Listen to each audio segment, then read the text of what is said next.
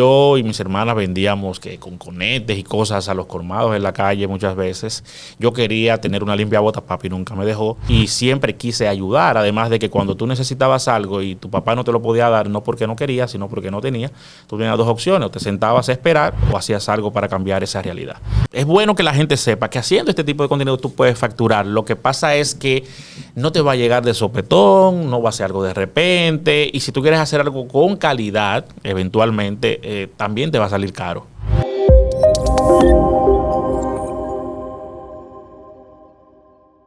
Bienvenidos y bienvenidas a Deyanira en Alta Voz. Hoy va a subir alta la voz porque tenemos a un hombre del micrófono. Tenemos a Vladimir Jaques, el hombre entrevista. Buenas y bienvenidos a este espacio. Hola, hola, Deyanira, ¿cómo estás? Todo bien, gracias a Dios. Y mejor contigo aquí. Yo encantado y gracias por la invitación. Estamos aquí para lo que consideres. Valoramos muchísimo tu tiempo. Sabemos que siempre estás trabajando mucho y quisiste venir aquí a acompañarnos con tu historia que inspira, motiva a muchos jóvenes a emprender, porque eso eres un emprendedor. Así es, definitivamente. Y si lo que estamos haciendo sirve para ayudar, inspirar o motivar a alguien más, pues más que agradecido y bendecido por eso. Amén. Vladimir, ¿cómo ha sido el camino que te ha llevado al lugar donde está? Tienes más de 1 millón de seguidores en YouTube, tienes entrevistas de más de 2 millones de views y siempre está trabajando. ¿Cuál ha sido ese camino de este joven? Mira, a mí me gusta lo que hago. O sea, me apasiona mucho la comunicación, me gusta conectar con los seres humanos, me gusta estar siempre tratando como de conocer de qué manera podemos impactar positivamente la vida de alguien. Yo vivo bajo varios lemas y uno de ellos es que todo lo que nosotros hacemos para beneficio propio, si aporta o incide positivamente en la vida de alguien más, pues mucho mejor, porque no solo estás beneficiándote tú, sino que estás aportándole a alguien más con lo que sea, un aprendizaje, un ejemplo, y en este caso con historias que de alguna manera impactan la vida de la gente. Cuando alguien se identifica, cuando alguien ve a un ser humano compartir lo que ha vivido, pero también cómo lo ha superado, sirve de algo. Entonces, partiendo de esa premisa, yo diseñé en el año 2016 un proyecto de entrevistas con ese corte. La gente pregunta, ¿por qué ese corte? Pues yo vengo de proyectos sociales. Durante toda mi vida fue lo que hice y lo que trabajé. Yo comencé como voluntario con 12, 13 años en una organización no gubernamental y lo que conocí durante mi adolescencia y mi juventud fue eso. Y lo que hice posteriormente también a nivel laboral fue lo mismo. Entonces, cuando yo tomo la decisión de hacer un proyecto para una plataforma como YouTube, no se me ocurrió otra cosa que hacer un trabajo con un enfoque o perspectiva social. Pero tú tienes algo que es la columna vertebral para tu permanencia y es la formación académica. ¿Cómo ha sido tu formación? Mira, yo soy comunicador social de profesión, estudié en la Universidad Autónoma de Santo Domingo, estudié Relaciones Públicas, es la mención que hice primero. Luego regresé unos años más tarde a estudiar periodismo, pero además estudié comunicación estratégica, políticas públicas, estudié toda la parte que tiene que ver con comunicación institucional, me gusta mucho y hice una maestría en trabajo social. Pero lo que hace que quizás yo tenga la inclinación por hacer este tipo de trabajo fueron todos los años trabajando en proyectos sociales. Yo comencé en proyectos de desarrollo juvenil. Esos proyectos de desarrollo juveniles eran enfocados básicamente en prevención, en temas de VIH-Sida, prevención de infecciones de transmisión sexual, el tema de derechos humanos. O sea, fue por ahí por donde yo comencé. Y cuando yo decido estudiar comunicación, que fue la segunda carrera, porque primero yo estudié informática, me incliné por la informática, por el tema económico. Al principio de los 2000 se hablaba mucho de la informática. Todos los jóvenes de escasos recursos veíamos en la informática la oportunidad de hacer una carrera que nos dejara dinero para ayudar a nuestras familias y salir adelante. Pues yo estudié informática en la OIM, pero me di cuenta, terminando la carrera, que yo no quería estar toda mi vida detrás de servidores y detrás de computadora trabajando para alguien más. Entonces le digo a mi mamá, ¿sabes qué? lo lamento mucho, yo sé que usted se esforzó mucho para ayudarme a pagar esta universidad, pero yo quiero estudiar otra cosa y es comunicación y me voy a ir a la UAS. Entonces estudié comunicación porque era la carrera que me permitía, pensaba yo, y gracias a Dios que así fue, hacer más cosas. Entonces como yo estaba ya metido en proyectos sociales, siendo un comunicador y haciendo alguna que otra especialidad, yo podía mantenerme en ese campo, pero nunca fue pensando en trabajar en medios. Bueno, por eso yo digo la importancia de la formación.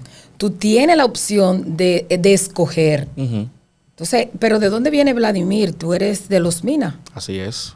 Y tus padres, porque para hacer tantas carreras universitarias, ¿cómo influyó la formación de tus padres en el hogar? Eso es lo interesante. Mira, mi papá llegó hasta sexto de primaria. Mi madre dejó los estudios en tercero de bachillerato para dedicarse a criar a sus hijos. Yo tengo 3 hermanas, somos 4. Entonces ella detuvo los estudios y se dedicó a criarnos. Cuando yo tenía 12, 13 años, que me tocaba ya entrar al bachillerato, mi papá tenía varios años insistiendo a mi mamá para que retomara los estudios y ella lo hizo. Y lo hizo coincidencialmente cuando yo estaba entrando al bachillerato y nos tocó estudiar juntos. ¿Okay?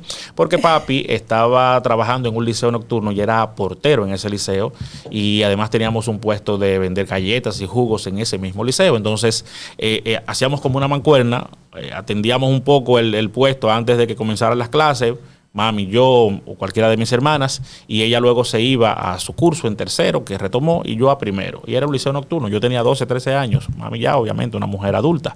Pero ver a mi mamá retomar los estudios a mí me inspiró bastante, porque lo que en mi casa se decía y se hablaba sobre la preparación académica, a pesar de que mi papá llegó a sexto, pero siempre fuimos a la escuela, siempre hubo preocupación con eso, me demostró a mí que no era solamente un discurso, sino que en efecto ellos creían en eso porque ella estaba retomándolos.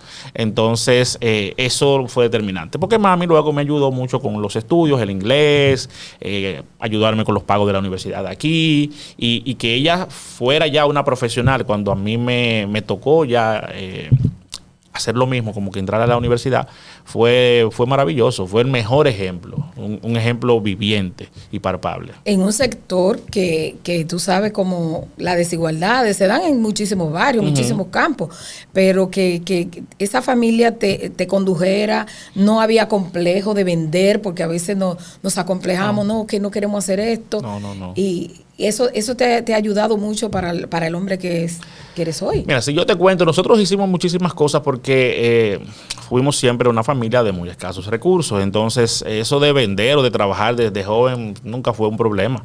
Yo quería hacer mucho más cosas, no me dejaban. Mi mamá y yo y mis hermanas vendíamos con conetes y cosas a los colmados en la calle muchas veces. Yo quería tener una limpiabotas, papi nunca me dejó, pero yo trabajé con un herrero amigo de mi papá, trabajé en colmados de mis tíos, trabajé en panaderías, vendí teleras en Navidad, hice panes y salí a venderlos. O sea, eso nunca fue un problema porque yo entendía la situación y siempre quise ayudar. Además de que cuando tú necesitabas algo y tu papá no te lo podía dar, no porque no quería, sino porque no tenía, tú tenías 2 opciones: o te sentabas a esperar o hacías algo para cambiar esa realidad. Entonces yo siempre opté por hacer algo para cambiar esa realidad. Entonces me dieron el mejor ejemplo: ser responsable, trabajar para ganarte lo que quieres y estudiar. Bueno, es un joven con compromiso social y eso hizo que merecedor de un premio. ¿Cuál fue ese premio que tú tuviste? Premio Nacional de la Juventud en el año 2007. Como te dije, yo comencé como voluntario en proyectos sociales justo en el Liceo Nocturno, porque fue una ONG a ofrecernos la oportunidad de hacer las famosas 60 horas que se hacían en esa época, y nos dio la oportunidad de entrar a un programa de jóvenes, y ahí yo encontré mi vocación. Entonces, fruto de todo lo que hicimos desde ese año, que fue 97 creo, o 96, no me acuerdo, ya 10 años más tarde, en 2007, logramos ganar un Premio Nacional de la Juventud viniendo desde Los Minas. Yo recuerdo que para ir al Salón Las Cariátides del Palacio Nacional a recibir ese premio, me puse un saco que a mi papá le habían regalado, que le quedaba mal a él y a mí me quedaba súper grande.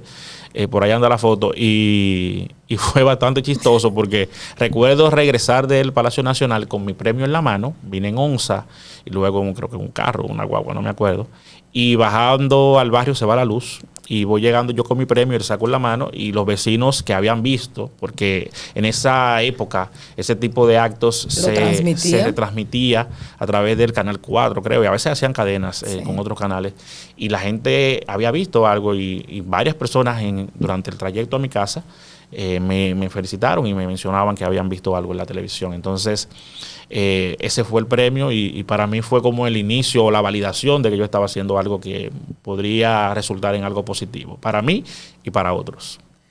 Bueno, él viene con lo de comerciante, con lo de emprendedor, desde de todos los escenarios que te ha tocado, ha emprendido. Pero, ¿cómo tú dices, bueno, yo llegué donde iba? A las entrevistas. La gente cree que es fácil. El género entrevista no es tan fácil permanecer en él por tantos años. Sí, es complicado. ¿Cómo tú te acoplas aquí? Y por lo versátil del contenido que tú proyectas. Mira, para mí esto es como parte de mi quehacer. A mí me gusta hablar, me gusta conversar y me encanta escuchar.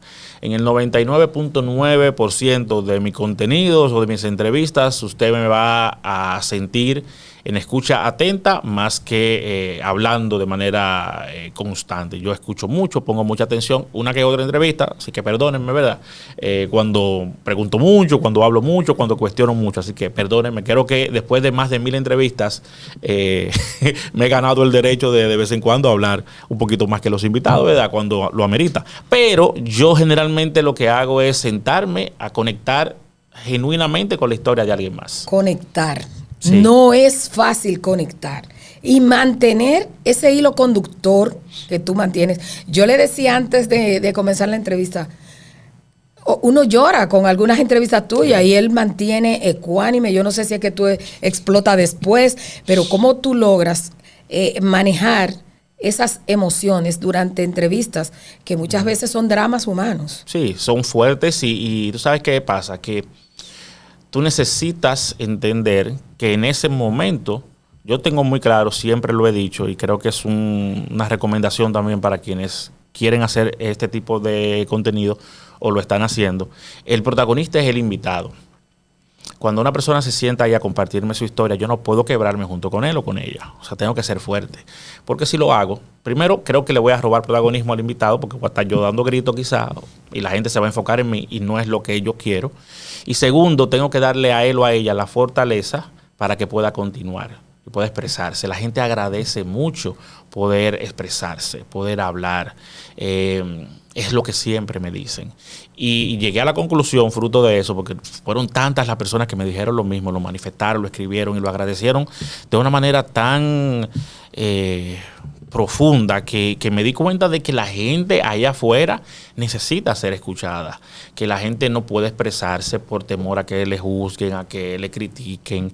Muchas veces viven en un hogar donde tienen una pareja que no les comprende, viven subyugados o subyugadas, soportan violencia por conveniencias económicas o porque entienden que no pueden hacer otra cosa.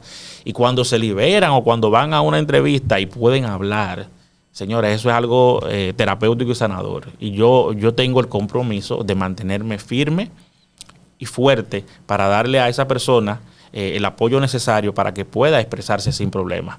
No es fácil. Hablaste de profundidad. Sí. ¿Tú podrías decirnos cuál ha sido o citarnos alguna entrevista así profunda que te ha marcado y que está ahí porque somos seres humanos y tú dices, le pasó esto a esa persona, pude hacer, no pude hacer, algo que te haya marcado? Es que hay muchas, Yanira, no te puedo decir una en particular, pero hay muchísimas. A veces en la cabeza Mira, sí. yo generalmente cuando me hacían esa pregunta tenía 2 o 3 entrevistas en mente, pero es que son más de 1000 ya y honestamente son muy fuertes, pero te voy a decir casos, para no decirte el nombre. Tenemos casos, he tenido casos de violencia muy fuertes. En el caso, hay una en particular que es un caso de una mujer que desde niña sufrió mucho maltrato, mucha violencia. Ella dice que sus familiares cercanos, su padre, su abuela, por ejemplo, la vendían.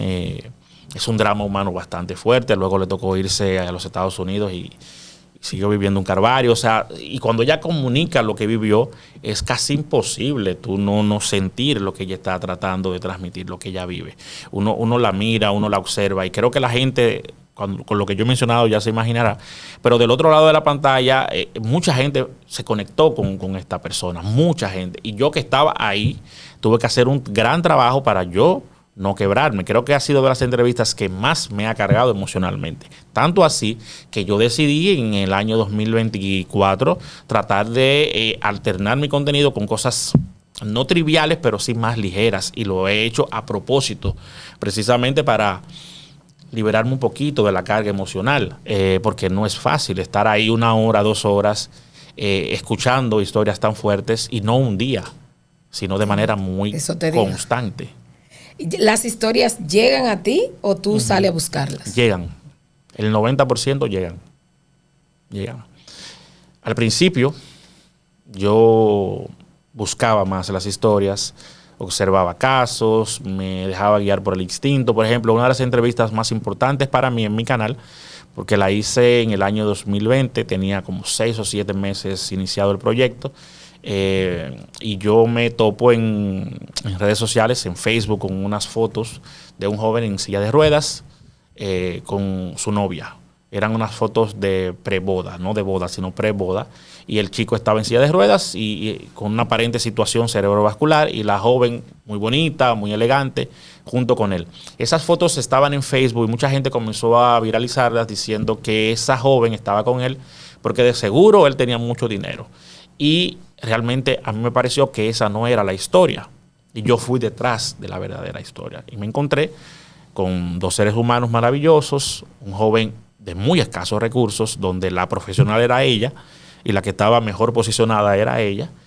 Y él, luego de una relación de noviazgo bastante bonita, sufre un accidente cerebrovascular de la nada, queda en silla de ruedas, totalmente limitado. Y esta joven decide mantenerse al lado de él por amor. Y cuando ellos me contaron esa historia y yo la presenté, yo recuerdo que era ya la pandemia 2020, cuando yo la publiqué, y yo me enfermé como una semana después de publicarla, y esa historia estaba tendencia en la República Dominicana y en Latinoamérica. Esa historia tiene más de 2 millones de visitas. Así es. Así es. Y si quieren seguirlo, a Vladimir Jaques en todas las redes sociales, yo lo denomino el hombre entrevista, porque soy crítica de las entrevistas. Incluso yo te contaba que no me gustan las pantallas y todo eso. Sí. Pero cuando tú comienzas a ver una entrevista tuya, yo comienzo a ver una entrevista de Vladimir y la termino. Gracias, lo agradezco mucho. La gente me dice que muchas veces tienen que detenerlas y ponerlas en pausa porque la ven trabajando, la ven fregando, sí. O sea, es increíble. O sea, hay que concluirla. Sí, y luego la terminan, siempre las terminan. Bueno, estamos conversando con Vladimir Jaques en Deyanira en Altavoz. Pueden seguirnos a ambos en nuestras redes sociales. Es un muchacho ingeniero, periodista, para que ustedes vean que no es casual cuando una persona perdura en el tiempo con un contenido de calidad. Yo no concluí la informática, te decía, yo había terminado. Pero no importa, yo te llamo ingeniero porque te comenzaste ahí. Sí, no, y te digo, estaba terminando cuando decidí cambiar, o sea, no me gradué, pero ya podía hacerlo. Ha hecho maestrías, labor social en un barrio.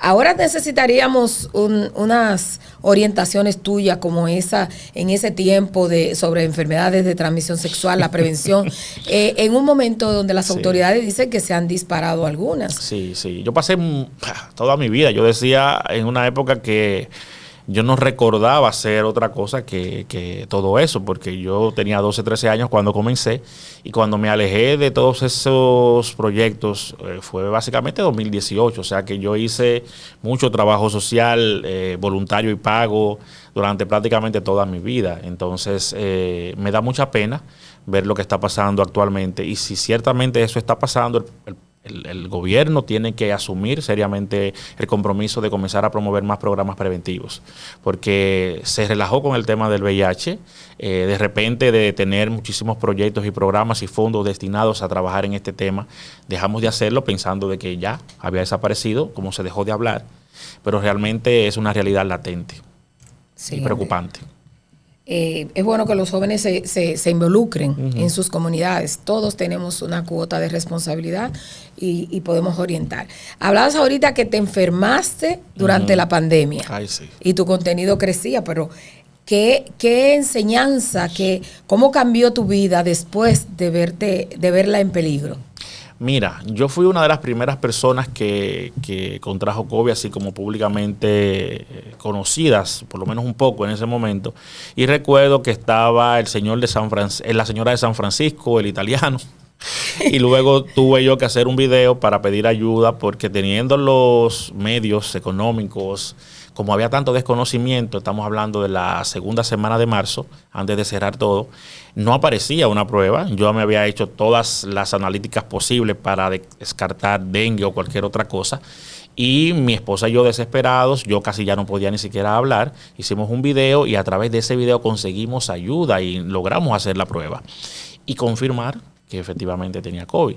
No habían tratamientos todavía, la gente no sabía cómo tratar esto, todo era empírico, todo era trata con esto, ensayo con la vida de una persona, imagínate. Y yo recuerdo estar más de un mes trancado, o sea, literal, y fueron momentos difíciles y honestamente me enseñó mucho a valorar más la vida y a ser un poquito más sensible. Creo que antes lo era, por vocación o por costumbre.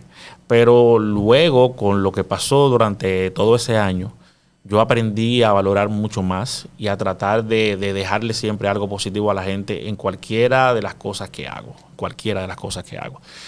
Creo que la pandemia hizo que saliéramos de todo eso más empáticos, pero me da mucha pena que esa empatía duró como 6 meses, porque después de que la gente entendió que ya pasó, se le olvidó. Y yo comentaba en una charla que estaba con estudiantes de comunicación de la Pucamaima en Santiago, que esa empatía tan necesaria en una época como esta, da mucha pena que sea una empatía de redes, sino una empatía de la vida real. Tú sabes, entonces eso me enseñó la pandemia y por eso creo que nunca voy a dejar de hacer el contenido que hago. O sea, muchos me preguntan, ¿vas a cambiar el formato? ¿Vas a hacer otra cosa? Puede ser que haga otras cosas, pero nunca voy a dejar de hacer el contenido que hago, ni con el corte que lo hago. ¿Has logrado resultados positivos cuando expones a una persona con situaciones críticas, sea de violencia, de cualquier índole, y la gente se queda en la pantalla, en lo que vio, en el drama? Sí. Pero ¿qué pasa después de ahí? Mira, wow, yo creo que eres la segunda persona que me pregunta eso en el último mes. Estaba en una conversación con alguien el otro día y hablamos de eso. Yo suelo no publicar las cosas que pasan después. Por ejemplo, yo estuve haciendo un contenido con una jovencita que vive en Higüey, tiene un drama muy fuerte. Su novio le quitó la vida a su madre y esta chica está sola. Necesitaba ayuda psicológica. Yo le conseguí la ayuda psicológica con una de las mejores profesionales de este país y su centro. Y yo nunca salí a decirle a la gente, estamos haciendo esto. No salí a hacerlo. No lo hago. Hay una jovencita que se llama Selena, una niña, tiene cáncer. Nosotros hicimos esa entrevista con sus padres, fui a donde ellos, yo la busqué porque quise exponer el caso, me tocó mucho porque cuando se enfermó tenía la edad de mi hija en ese momento. Hicimos la entrevista y su madre luego me comunicó que gracias a la entrevista la contactó una persona que les ayudó a conseguir la visa que necesitaban para viajar a Estados Unidos. Yo tampoco publiqué nada de eso. Hemos ayudado a mucha gente con temas de violencia en términos legales, con asesoría, gratuita, con abogados importantes. Y yo no publico nada de eso.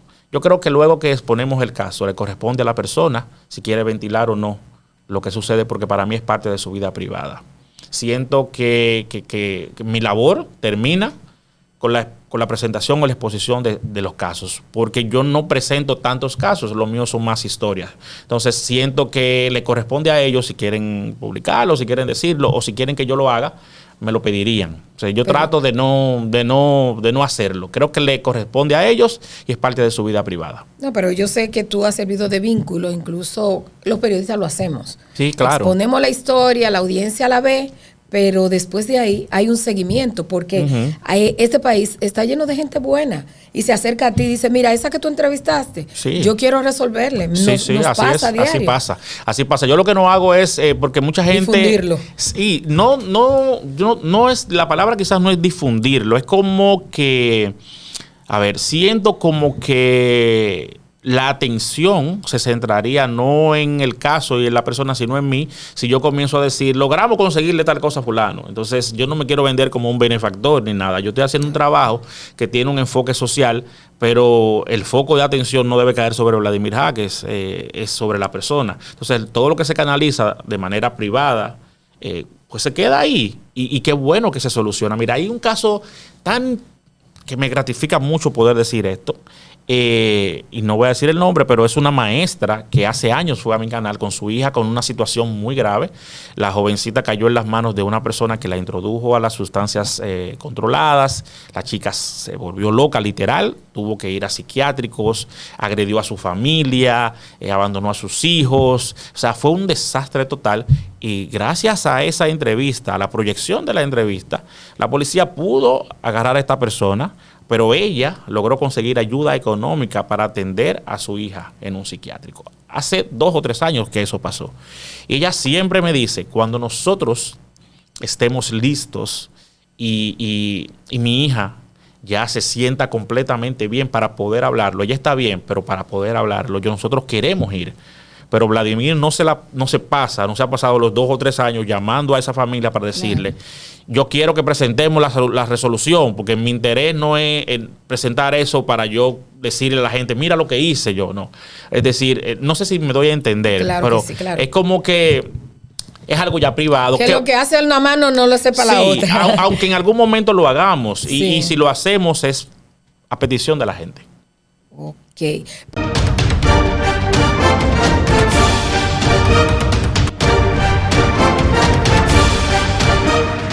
La Cámara de Diputados recibió el galardón Labor Institucional en Apoyo al Sector Industrial, otorgado por la Asociación de Industrias de la República Dominicana, AIRD, en un acto que contó con la presencia del presidente de la República, Luis Abinader. El reconocimiento fue entregado al presidente del órgano legislativo, Alfredo Pacheco, por la directiva de la AIRD encabezada por su presidente, Julio Virgilio Brache. Al recibir el premio, Alfredo Pacheco expresó su agradecimiento en nombre de todos los legisladores y colaboradores de la Cámara de Diputados a la AIRD por honrarlos con ese importante galardón, lo que los impulsa a seguir trabajando con dedicación en la agenda legislativa, fortaleciendo así el desarrollo industrial y empresarial del país. Aprobado. Cámara de Diputados de la República Dominicana. Vladimir, además de esos dramas, él tiene la gente, los virales van a tu programa también. Sí, claro. Ahí están los debates. Y algo que me gusta mucho, o no sé, algo que vi reciente, y es que tú le das el derecho a réplica al otro. O sea, el que viene y habla lindo aquí, prácticamente tú quedas convencido. Pero entonces la parte agraviada te dice, Vladimir, esto no es así, y lo he visto sentado en tu estudio. Siempre hemos tenido la puerta abierta para que cualquier persona que quiera defenderse lo haga. Mira qué pasa. Cuando son casos, yo he entrevistado a muchas mujeres y hay casos que son bien polémicos. La gente me dice, ¿por qué los hombres no van a defenderse? Las puertas están abiertas, pero ellos no quieren ir a defenderse. No quieren dar la cara. Cuando ha pasado, pues lo hacemos. Recientemente tuvimos a un joven defendiéndose de unas acusaciones de una influencer que es muy viral, y lo tuvimos ahí. Y en esa ocasión yo tuve que hacer como de abogado del diablo y cuestionarlo mucho, porque antes de comenzar a grabar nosotros acordamos que él necesitaba que yo le hiciera las preguntas para poder responder, porque él no como que no fluye solo. Y yo le dije, yo te voy a preguntar, ¿tú estás dispuesto? Yo te voy a preguntar. Y él me dijo, sí, dale. Y a la gente, a mucha gente no le ha gustado, pero otros agradecen que se le haya dado la oportunidad de poder plantear su verdad y su punto de vista. Quizás la gente no está acostumbrada a verme en un rol tan activo, cuestionador, pero recuerden que yo soy periodista, yo soy comunicador, yo puedo hacerlo también. Entonces, sí, siempre las puertas están abiertas, Deyanira. Cuando alguien va a mi canal y expresa su versión de una historia, si usted tiene otra y está dispuesta a dar la cara, comuníquese conmigo, que no hay ningún problema. Vladimir, ¿hay historia que tú has dejado sobre la mesa y tú dices, no, esta no la voy a publicar? Yo creo que sí, habrán por ahí 2 o 3, sí, puede ser. Y hay otras que, vuelvo y le digo que no es tan fácil las entrevistas, porque hay unos que fluyen. Ustedes ven que yo he hecho pocas preguntas y Vladimir fluye, pero hay otras que se limitan así, ¿no? Y hay como el maestro en la universidad, argumente su respuesta. Sí, la gente no se da cuenta. Qué duro. Es difícil. La gente no se da cuenta porque ve un material editado, listo, ready, pero es lo que estoy diciendo. Acabo de poner un ejemplo. Hay muchas veces que tú tienes que picharle al invitado y volverle a pichar y volverle a pichar. Y hay cortes que la audiencia no nota, donde hacemos una pausa y le decimos, mira, tiene que fluir, te voy a preguntar esto, respóndeme esto, porque entonces esta entrevista se va a acabar en 2 minutos y no tiene sentido. No es tan fácil. Hay mucha gente que no fluye frente a una cámara y no porque no tenga algo importante o valioso que compartir, sino porque se pone nervioso. Sí, los nervios traicionan. Todos lo sentimos en algún momento. Sí. Vladimir, ¿cuál fue la entrevista que te lanzó, que te posicionó en las redes sociales y te ha mantenido por todos estos años? O sea, te abrió la puerta para que tú te mantengas. Mira, siendo sincero, yo no creo que sea una. Creo que son un conjunto de entrevistas que se dieron en un periodo de tiempo determinado. Digamos que al principio nosotros comenzamos y la primera entrevista que yo hice cogió el canal tenía 2,000 y algo de suscriptores, ¿verdad? Y nosotros cogimos 40,000 views con la primera. O sea que yo estaba más que complacido. Sí, o sea, para mí yo arranqué con el pie derecho. Y ¿qué pasó? Que las historias que se presentaron fueron muy buenas. Y comenzamos con personas de redes sociales, porque tengo que contarte que el nombre del proyecto obedece a 2 razones particulares. La primera es que se llama Más allá de las redes, porque yo observaba que cuando una persona viral iba a los programas de televisión en el año 2016, 2017 y 2018, que fue cuando las redes explotaron, y los programas de televisión comenzaron a nutrirse de figuras de redes sociales por el tema del rating, esas figuras no recibían el respeto y el reconocimiento en los programas, sino que las usaban para ridiculizarlas en la mayoría de los casos. Y a mí me molestaba mucho eso, porque yo decía, le la oportunidad de que hable, trátenle bien, déjenle expresarse. No, era todo chiste y relajo. Y las personas se sentían mal muchas veces. La misma audiencia a veces se reía, pero se daba cuenta de que había cierto maltrato. Y yo dije, yo voy a hacer mi proyecto enfocado en permitirles a esas personas hablar. Pero también yo quiero contar historias interesantes de gente que nadie conoce. Entonces, más allá de las redes, le cae perfectamente a las 2 cosas. Y se va bien. Exacto. Entonces, así fue que comenzamos. Y las primeras personas invitadas eran figuras que tenían cierta relevancia en redes sociales, que tenían arrastre. Quizás por eso las visualizaciones fueron buenas desde el principio, porque era muy raro tú ver a una figura de redes con 100,000, 200, 300,000 seguidores hablar de su vida, porque nunca lo hacía. ¿Entiendes? Entonces fue un concepto innovador en ese momento. ¿Tú trabajas con un equipo de personas para seleccionar las entrevistas? ¿Las haces tú? ¿Tienes unos asesores? ¿Cómo es tu equipo? Hay un filtro. Nosotros recibimos historias por correo electrónico. Hay mucha gente que se quiere comunicar vía DM. Repito una vez más, esa no es la mejor manera. Escriba al correo. No lo publicito mucho últimamente. Tengo más de 1 año que no hablo públicamente de que escriban a este correo porque tenemos muchas historias ahí y a veces no me da el tiempo. Pero la mejor manera es escribir al correo electrónico, que es historiasmasalladelasredes@gmail.com. Usted escribe ahí, envía un resumen de su caso y ese caso pasa a evaluación. Perfecto. ¿Qué es la evaluación? Nosotros determinamos, después de leer lo que usted escribió, obviamente le respondemos, le hacemos una que otra pregunta si es necesario, pero determinamos en base a la información si ese caso es algo que nosotros quisiéramos presentar. A veces es un caso interesante, pero no nos interesa presentarlo en ese momento. Y puede ser que pase 1 año, 2 años, incluso 3 años han pasado para nosotros presentar un caso. O sea, hay gente este año que se presentó en el canal que me escribió en el año 2021, por ejemplo. Bueno, yo vi una historia, perdona que te interrumpa. Yo vi una historia que hace unos años fue noticia.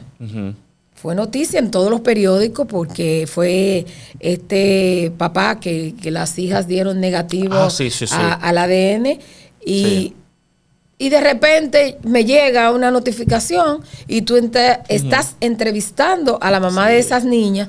Y yo dije, pero mira cómo este tipo vuelve y se hace viral con algo que lo fue, no en las redes, sino en los periódicos, en la radio, cuando incluso el papá se encadenó, tú recuerdas, y todo eso. O sea que tú tienes como un dominio para republicar informaciones. Y es para darle relevancia a algo que está inconcluso, porque en ese caso en particular el desenlace estaba inconcluso. Y gracias a Dios tuvimos la oportunidad de contactar con esta señora, fuimos a su casa.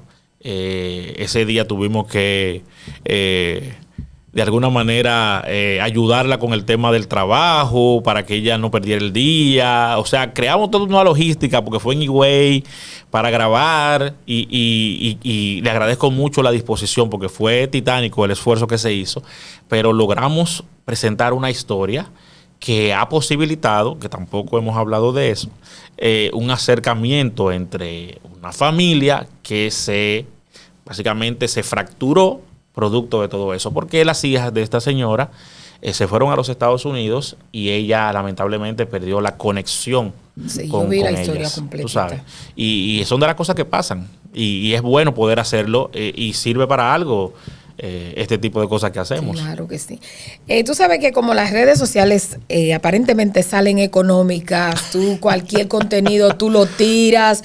¿Qué consejo tú le das a los jóvenes que quieran incursionar en proyectando lo que hagan? Porque no solo entrevistas.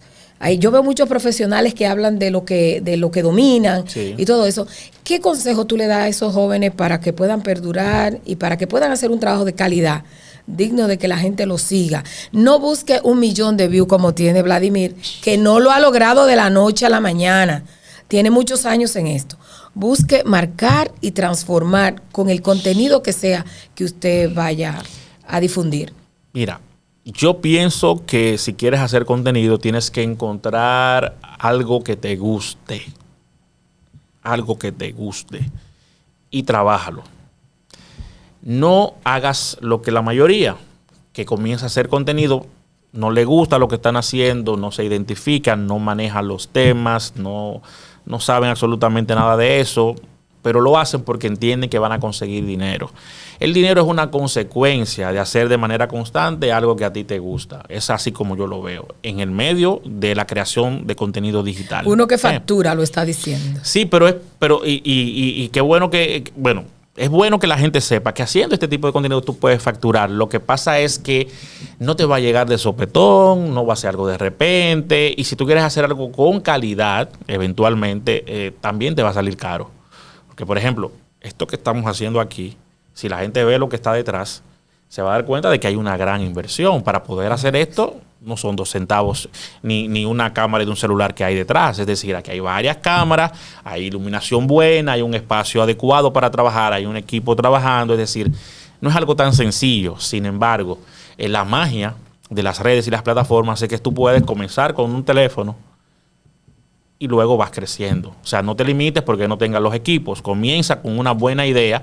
Pero recuerda, si te gusta, tú vas a seguir trabajando. Porque si no te gusta, cuando pase el primer mes, el segundo, el tercero, y no te deje el dinero que tú quieres que te deje o no funcione como tú entiendes que debe funcionar, lo vas a dejar de hacer. Pero si te gusta, vas a continuar y vas a ser más persistente. Y en esto, para poder avanzar, hay que ser constante y persistente. Y respetuoso. Porque hay muchos temas de momento, pero se caen.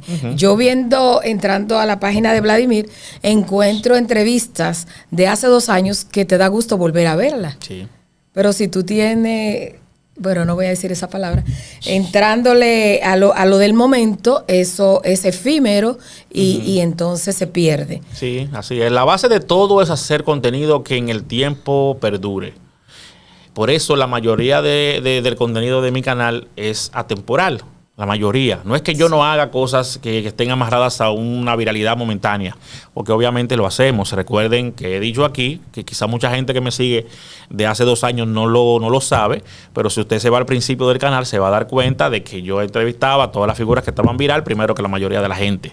O sea, porque yo les permitía ir a expresarse. Entonces, mucha gente quería ir al canal. Entonces, el canal creció y nace trabajando con figuras de redes sociales o de los medios de comunicación que tenían notoriedad. Siempre lo hemos hecho, pero yo sabía que para que el proyecto perdurara en el tiempo y finalmente dejar algo positivo en la gente, yo tenía que asegurarme de tener a figuras que nadie conociera, pero que sus historias tuvieran algún nivel de importancia para la audiencia, porque es más fácil, Deyanira, que una persona que está en un carro público conchando, como hacía mi papá en un tiempo, se identifique con alguien que se le hace familiar que con una figura a quien ve endiosada o endiosado en un medio de comunicación.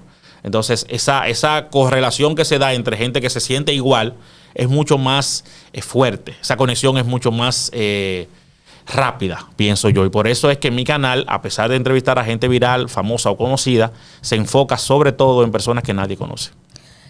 Y eso le sirve de impulso. Mira, algo que me gusta y es que tú fuiste buscando hasta encajar en lo que tú quieres. Hay personas que hacen una carrera universitaria con vicisitudes como lo hiciste tú, pero se frustran. Mira lo que yo estoy haciendo, aunque estén ganando más dinero incluso, aunque se sientan más cómodos. Sí. Pero las frustraciones son cosas del pasado. ¿Qué tú le dices a esos jóvenes que se sienten frustrados? Yo lo dejé todo y estoy aquí. Sí. Ahora, la base tuya ha sido la formación académica. Sí, en todo. Todo lo que yo hago a la formación académica es fundamental. Yo les invito siempre a la gente que me pregunta sobre esto a estudiar. Mucha gente me escribe, jóvenes me escriben, personas que quieren crear contenido, personas que quieren emprender en cualquier cosa. Estudia, prepárate, fórmate. Yo fui empleado, pero siempre tuve una mentalidad de emprendedor. Y cuando tomé la decisión de dejar todo atrás, porque pasé mucho tiempo trabajando en el sector público y en el sector privado también, y dejé muy buenos empleos y dejé muy buena posición, dejé todo atrás para emprender, no en las redes sociales, sino para emprender en el mundo de los negocios. Y cuando yo comencé con esto de las redes, lo hice porque es una pasión para mí el poder comunicar, y por eso quizás el elemento económico era secundario en ese momento, porque no lo hice pensando en el dinero. Entonces, por eso es que yo siempre aconsejo a la gente que no hagan las cosas solo pensando en el dinero. El dinero es muy importante, pero si el dinero es lo que persigues, el dinero se te va a escapar posiblemente. O sea, persigue tus sueños, persigue tu pasión, persigue tu propósito y como consecuencia de eso, todo lo demás, incluyendo el dinero, va a llegar. Entonces, manténgase constante, crean en ustedes mismos, encuentra algo que te gusta, repito, trabájalo duro, dale para adelante, deja de pensar o de enfocarte en lo que está haciendo el otro. La grama del vecino siempre va a estar más verde que la tuya si no le pones atención a la tuya, y esa será la manera en la que tú podrás salir adelante. Es lo que yo he hecho y es lo que yo creo que funciona. Yo creo que mejor de ahí no hay forma de terminar un espacio, y agradecida de ti, Vladimir, porque no tengo tantos seguidores como tú, viste el contenido y dijiste voy. Y gracias a ustedes por sintonizarnos, denle like, sigan a Vladimir, síganme a mí, y el contenido, no se queden con él. Si algo usted aprendió aquí, comuníqueselo a los demás para que podamos seguir transformando esta linda sociedad como es la República Dominicana. Hasta la próxima.